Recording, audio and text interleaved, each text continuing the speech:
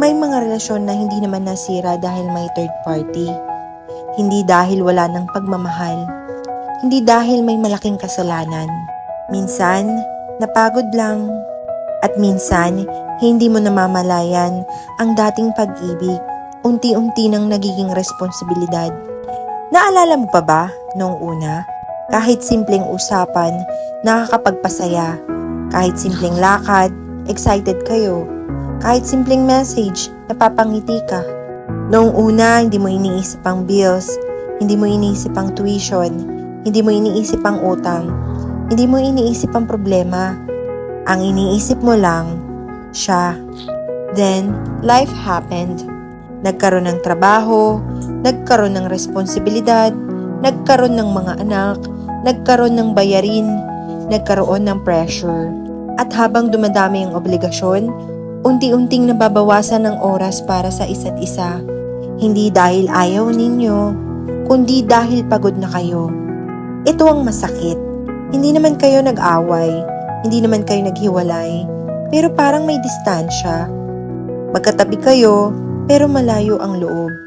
Magkasama kayo sa bahay, pero bihira na kayong mag-usap.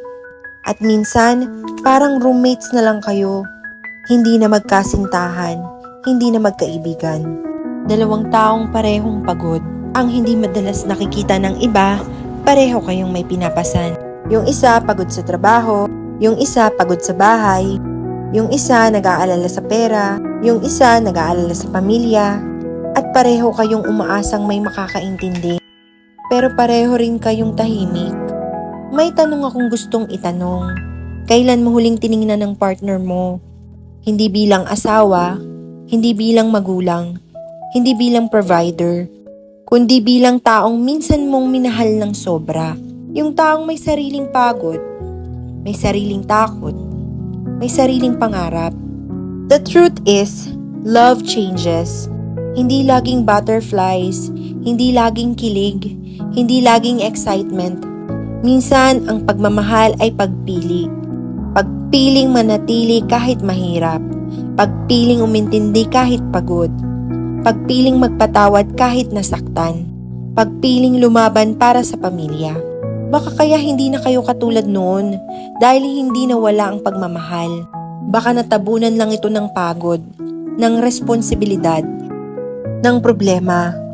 At baka ang kailangan ninyo ay hindi bagong pagmamahal, kundi alalahanin kung bakit kayo nagsimula. Kung nanonood ka nito kasama ang partner mo, hawakan mong kamay niya at alalahanin mo, hindi kayo magkalaban, magkakampi kayo. Pareho kayong pagod, pareho kayong lumalaban, pareho kayong nangangarap ng mas magandang buhay. At sa lahat ng responsibilidad na dala nyo, sana huwag nyong kalimutang mahalin ang isa't isa. Dahil ang pamilya ay hindi nabubuo sa pera, hindi nabubuo sa bahay, hindi nabubuo sa material na bagay. Nabubuo ito sa dalawang taong pinipiling manatili araw-araw. The strongest love is not the one that never struggles. It's the one that chooses to stay through every struggle.